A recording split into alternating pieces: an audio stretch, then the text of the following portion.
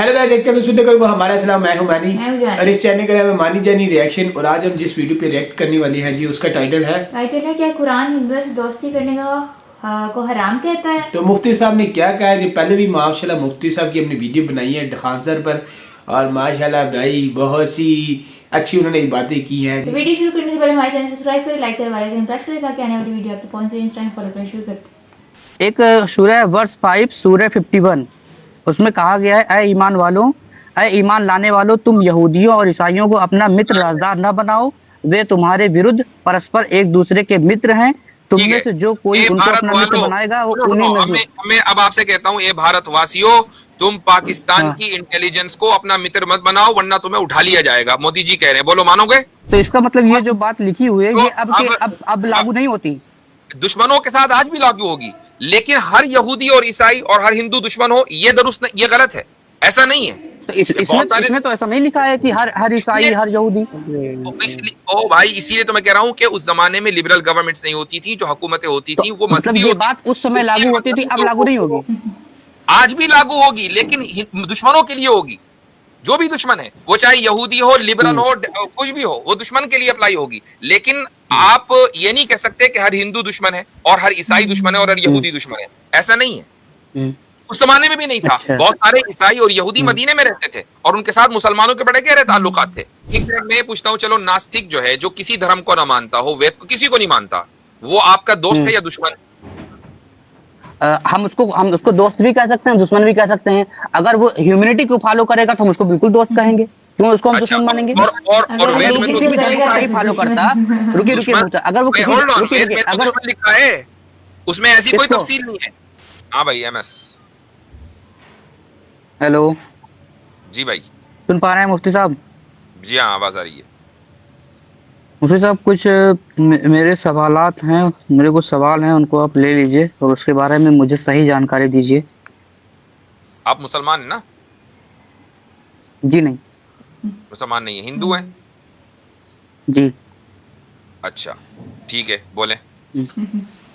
मेरा एक मुस्लिम दोस्त है, तो वो मुझसे बोला कि अगर मैं पाकिस्तान के साथ, मेरा मान लीजिए फिर किसी भी मुस्लिम कंट्री के साथ मैं अगर युद्ध करता हूँ, लड़ाई करता हूँ, तो मैं अगर किसी मुस्लिम को कत्ल करता हूँ तो वो मेरा उसको कत्ल करना तो गुनाह हो गया, मैं तो जहन्नम में चला जाऊंगा। लेकिन मैं अपने देश की सुरक्षा के लिए जो कर रहा हूँ वो सही कर रहा हूँ।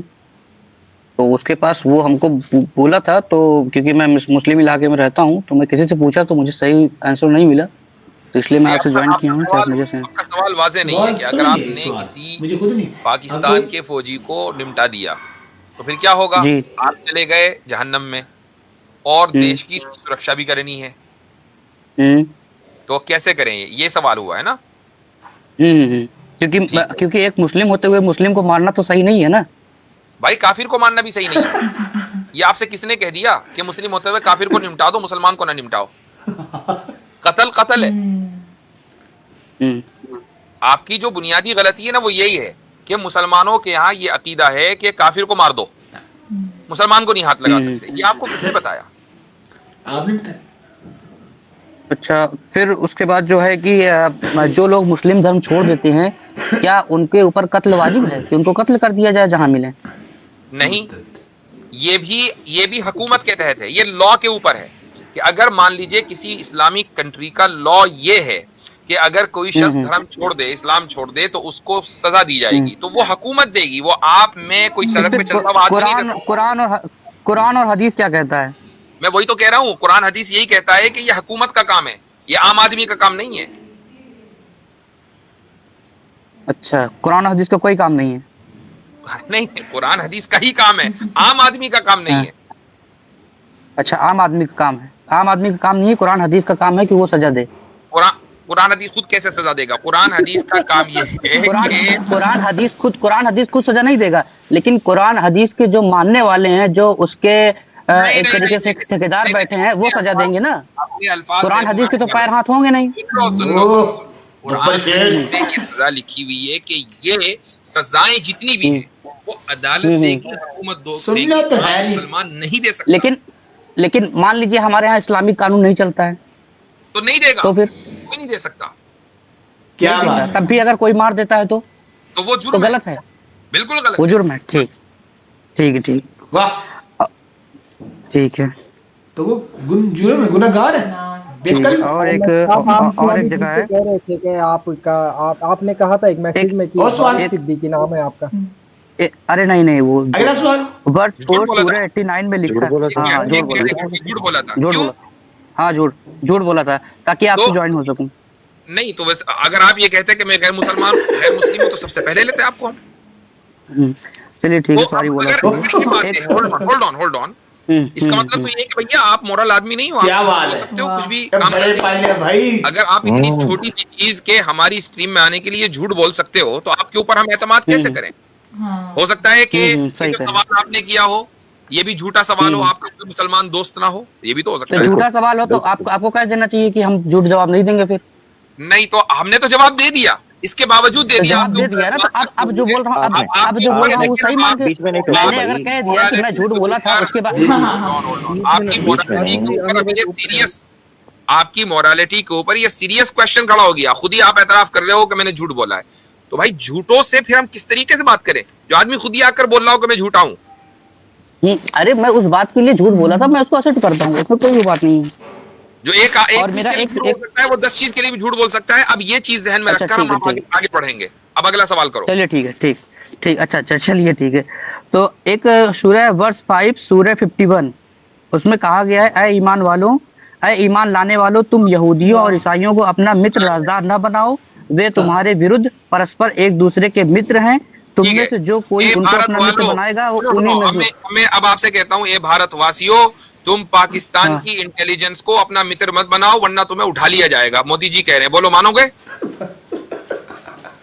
उनकी हिम्मत ही नहीं उठा ले जाए। नहीं, मोदी जी उठा लेंगे तुमको। वो क्यों उठा के ले जाएंगे? मोदी जी ये कह रहे हैं कि तुम मैं पाकिस्तान अपने की देश से इंटेलिजेंस मैं को अपने hold on, देश hold से on, कभी गद्दारी करूंगा ही नहीं। अरे सुनो भैया, तो यही तो बात हो रही है।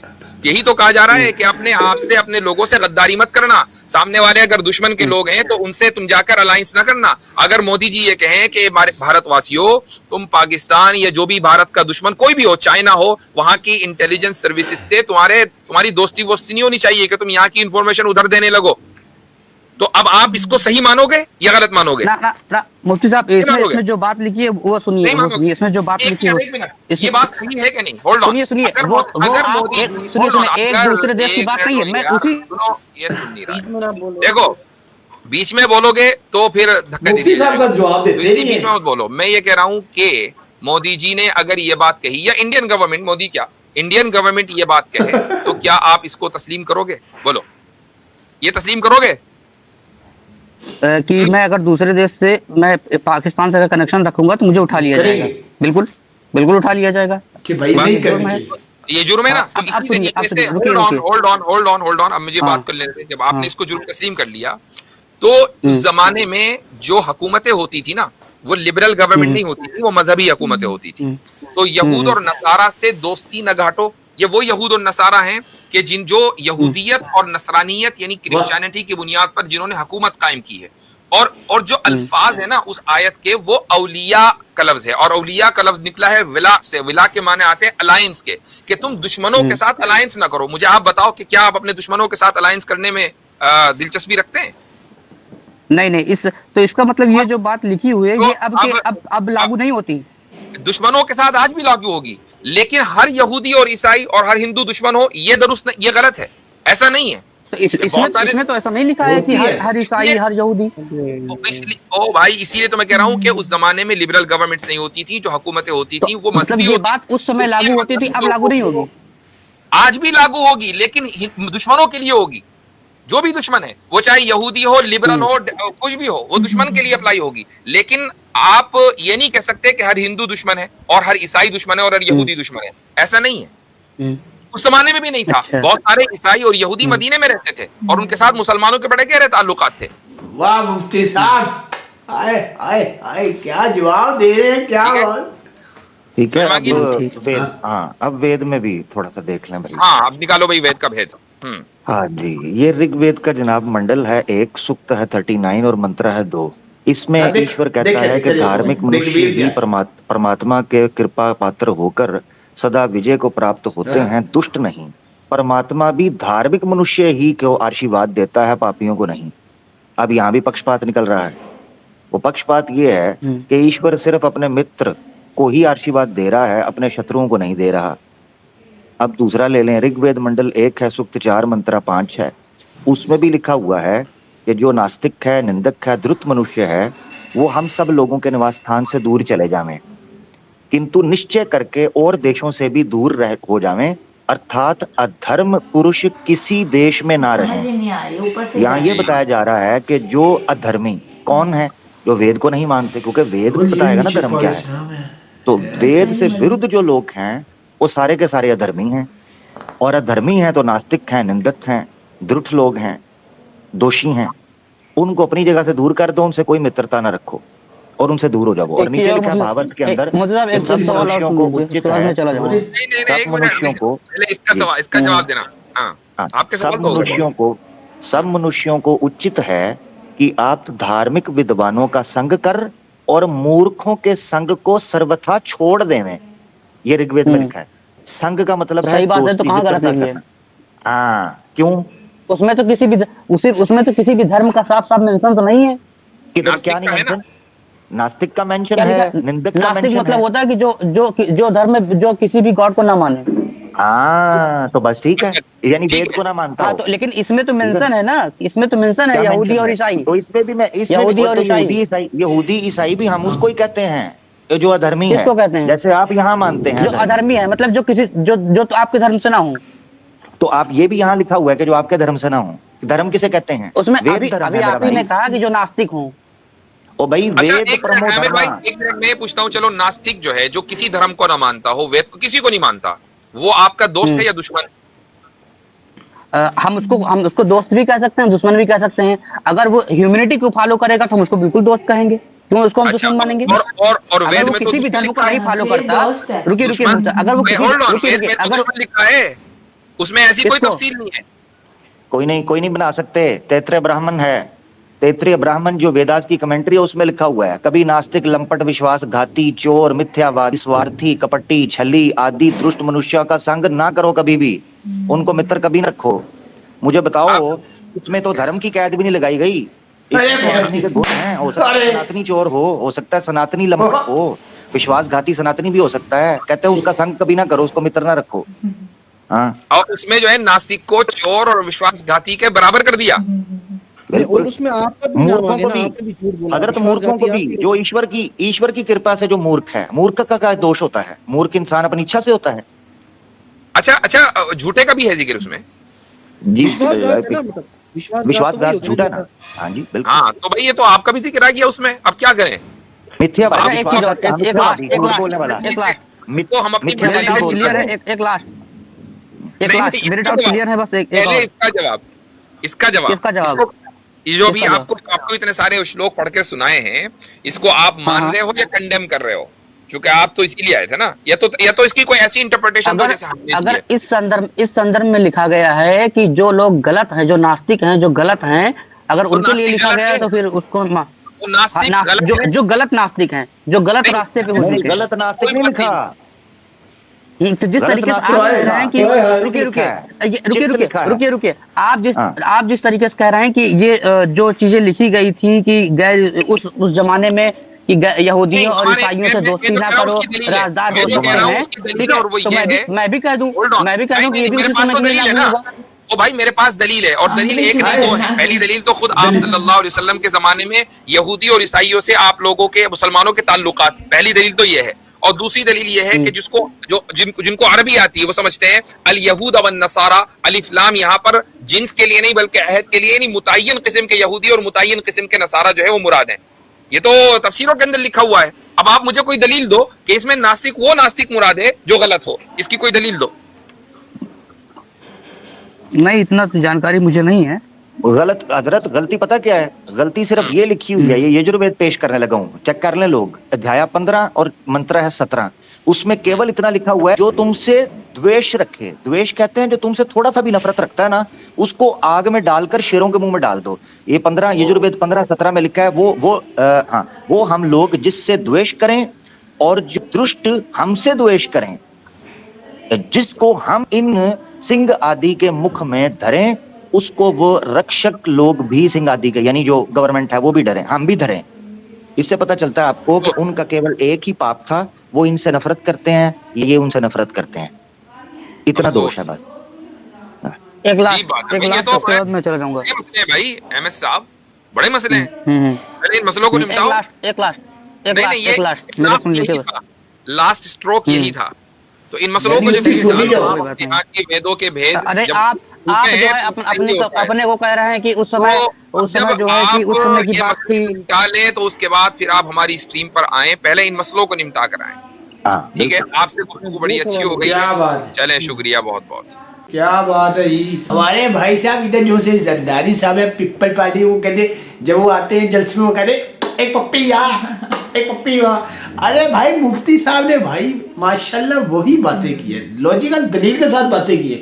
और इनका जो से हिंदू में जो से है, मैं खुद बड़ा परेशान हो गया था क्योंकि भाई मेरे पास इतनी नॉलेज नहीं है। और ये जो से कहते हैं कि हर बंदे के बस में नहीं होता कि पूरा अपना जो सा हिंदू में। अब जो सभी बात सीधी है कि हिंदू कोई भी हिंदू को पूछ लेंगे, उन्हें सारा तो अपने मजहब के बारे में नहीं पता होगा। उन्हें ये पता होगा कि यार हम अपने ये जो से बुत हैं इनको पूजते हैं, ये जो से हमारे साल बाद होली की रस्म आती है, ये वो जो सीधी सी बात है, ये किसी इल्म वाले को ही पता। हाँ। अब जैसे देख लें कि हम जैसे मुसलमान हैं, हमने नमाज पढ़नी है, अल्लाह रब्बुल इज्जत को सजदा करना, उसकी इबादत करनी, उससे मांगना, और हमारे जो से आखिरी नबी हैं और कुरान हदीस को फॉलो वगैरह करना।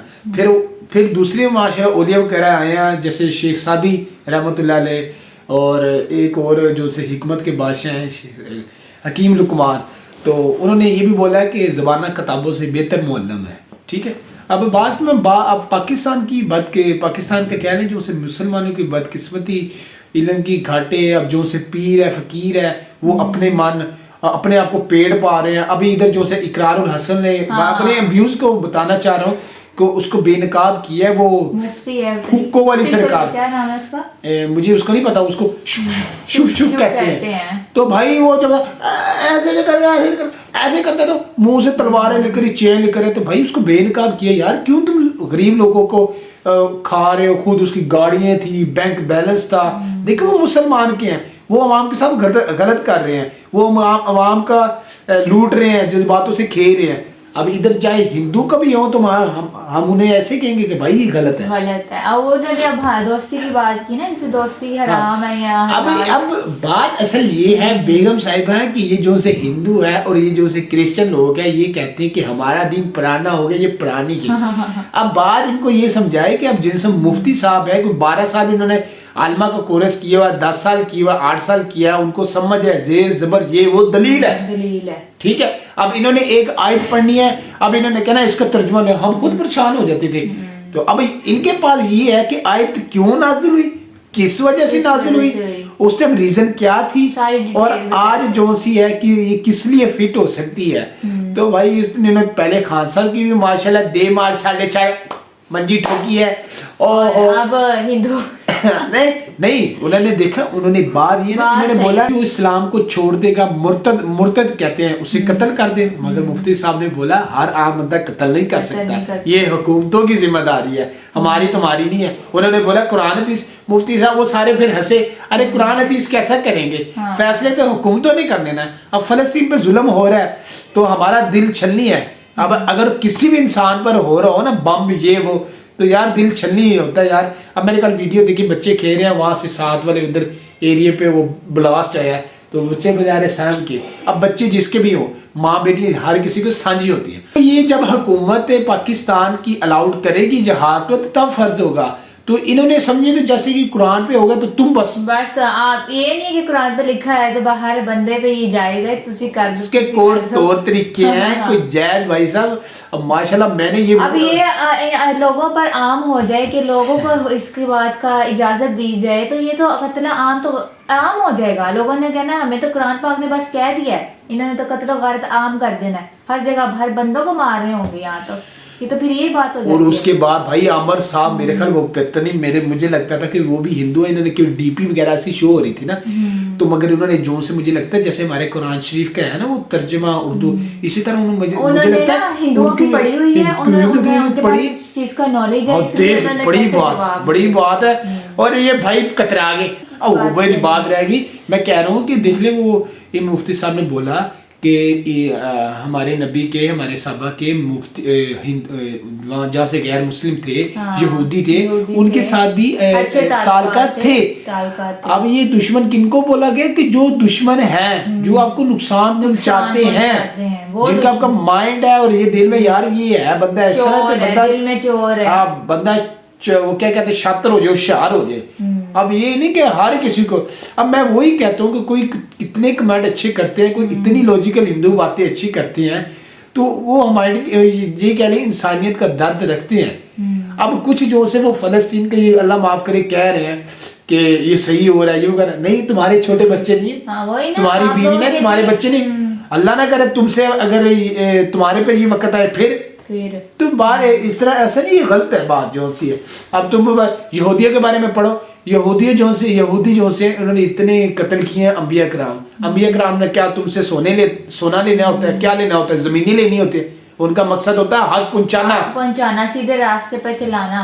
अरे मुफ्ती यार बस गलती ये होगी है, संडे आज है, आपकी मेहरबानी है, हमें नाश्ता दे मार 2 पराठे की बजाय 3 पराठे हमने खिलाने हैं। वो इसलिए कि बस गलती ये होगी कि मुफ्ती साहब को मैंने पहले पकड़ा था तो मैंने यही कहा था कि यार इस पे इतना ये हिट नहीं होगे, मगर हमें अब कोशिश ये करनी है कि व्यूज की लालच नहीं करनी चाहिए। तब हमें स्टार्ट था, अब जैसे जैसे पहुंचता क्यों तो मैंने वो लोगों को देखे कि यार वो जो चीज गलत भी होती है वो व्यूज के चक्कर में उसको अच्छा बोल रहे होते हैं। हमने कहा ना काम कराने हैं मारी साहब हक डाल के और करना है काम, बंदे ने आना है और दुनिया से चले जाना है, किसी बहन की यहाँ की उसका कोई रह के तो दिखाए, जितने भी आए सब ने चले जाना है, मगर भाई बात अच्छी करे, हक सच की करे। तो माशाल्लाह ये जो से हमें मुफ्ती साहब मिली हैं अच्छे जवाब दलील के साथ। अब आप मुझे बोले एक्स साहिल के साथ मैं हूँ तो मुझे इतना इल्म नहीं है, एक एक्स मुस्लिम की वीडियो इनकी लेकर आएंगे। मैं आपको कहता हूँ कि एक्स मुस्लिम साहब मुफ्ती साहब से कॉल जरूर करें ताकि हमारे और आपके आने वाले जो से ख्यालात चेंज हो जाए। तो गाइस अब अपनी राय जरूर देना, मिलते अगली वीडियो पे, अपने खास ख्याल रखना। 5 देमार 4.5 खाली गुरु खा के